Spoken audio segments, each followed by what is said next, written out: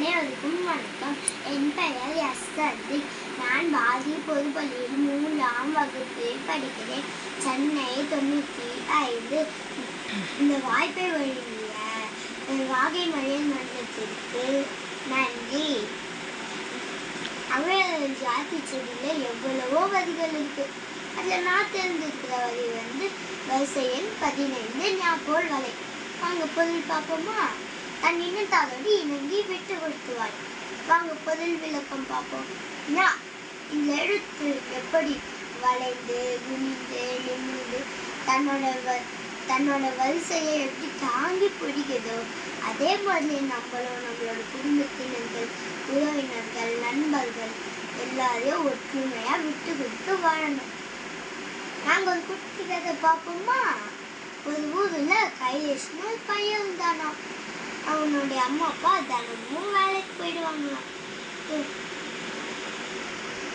அவங்க அம்மா அப்பா வர நைட் ஆகுமா, கைலேஷ் மட்டும் பள்ளிக்கூட போயிட்டு சாயந்தரம் தனியாவே இருப்பானாம்.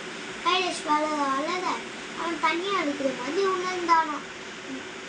தன்னோட அம்மா அப்பா கிட்ட கேட்டானா, அம்மா ஏமா நம்மளுக்கு மட்டும் தாத்தா பாட்டி கூடவே இல்லை, ஆசிரமத்தில் இருக்கிறாங்க, வீட்டில் வச்சுக்கலாமா, என்னோட எல்லா ஃப்ரெண்ட்ஸுக்கும் கூடவே இருக்கிறாங்கம்மா, வச்சுக்கலாம்னு கேட்டானா. அடிக்கடி அந்த மாதிரியே கேட்டுகிட்டே இருப்பானா. அவங்க அம்மா அப்பா என்ன பதில் அப்பப்போ சொல்லுவாங்கன்னா, இல்லை நம்மளால பார்த்துக்க முடியாது, அவங்களுக்கும் ரொம்ப வயசாயிடுச்சு, அப்பப்போ வர முடியாமல் போயிடும், நம்ம வீட்டில் எவ்வளவோ விலை மதிப்பு இல்லாத பொருள்லாம் இருக்குது, விலை உயர்ந்த பொருட்கள் இருக்குன்னு சொன்னாங்களாம். அடிக்கடி அப்படியே சொல்லிட்டு இருப்பாங்களாம். அந்த மாதிரி கொஞ்ச நாள் போயிடுச்சான். ஒரு நாள் கைலேஷ்க்கு உடம்பு சரியில்லாமல் போயிடுச்சான்.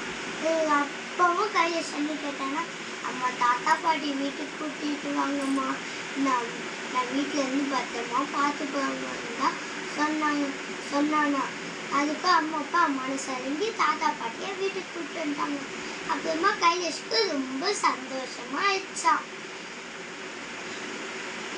அப்புறமா கைலேஷ் தினமும் நல்லா படிச்சானா, தினமும் பள்ளிக்கூடம் போனானா, தாத்தா பாட்டி கிட்ட இருந்து நல்ல பழக்கங்கள்லாம் கற்றுக்கினானா. அப்புறமா நிறைய கதையெல்லாம் கேட்டானா. அம்மா அப்பாவும் வேலைக்கு போயிட்டு தினமும் வந்துட்டு இருந்தாங்களா. நம்ம இந்த கதையிலேருந்து என்ன கற்றுக்கணும்னா, நம்ம வீட்டில் இருக்கிற பெரியவங்க, அம்மா அப்பா எல்லாரையும் நம்ம விட்டு கொடுத்து ஒற்றுமையாக வாழணும். நன்றி, வணக்கம்.